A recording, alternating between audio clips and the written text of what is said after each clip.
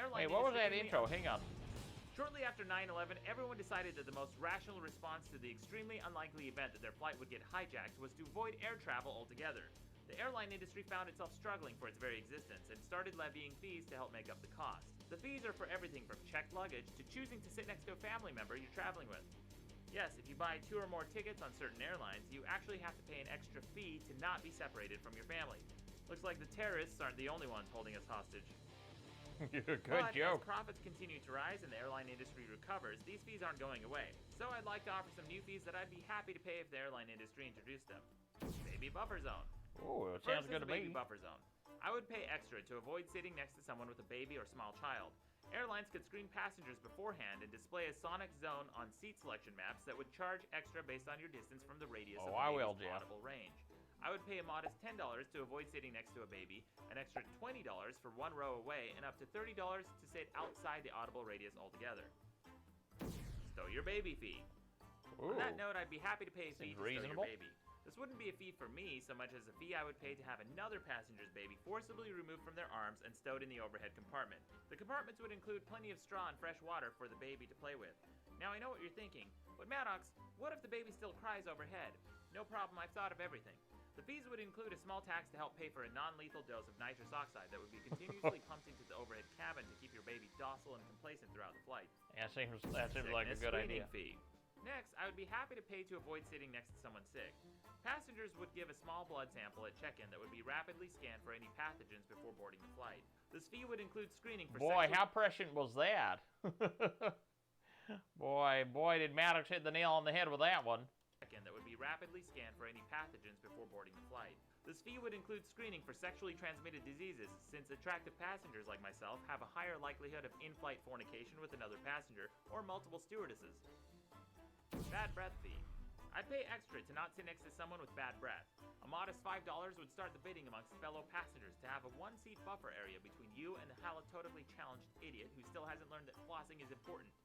Seriously, floss. Skinny person fee. I'd pay a fee to sit next to someone skinny. Airports could have a staff of physicians who would measure a person's body mass index before a flight. This would have the added benefit of reducing the unemployment rate at body fat caliper factories.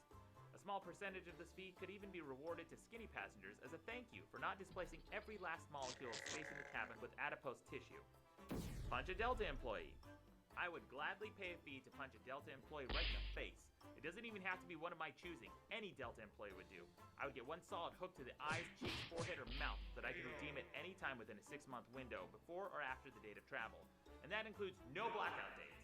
In addition, the Delta employee has to look thankful for the punch to the face, as if his or her holiday plans depended on it, much like ours depends on their shady attitude, bad customer service, and hostile check-in policies. Strongman fee. Airlines used to allow anyone fit or capable of assisting during an emergency to sit in an exit row seat. Over time, passengers learned that these seats were desirable for the extra legroom. So instead of finding someone up to the task, airlines decided to charge extra for the added responsibility. Yes, it no longer matters if you're weak, unwilling, or unable to assist other passengers. Now your life is in the hands of the richest asshole willing to pay for the seat.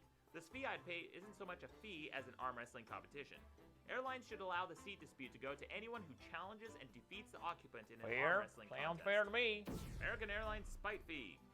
I'd pay up to 10% extra on my ticket price to make American Airlines go out of business.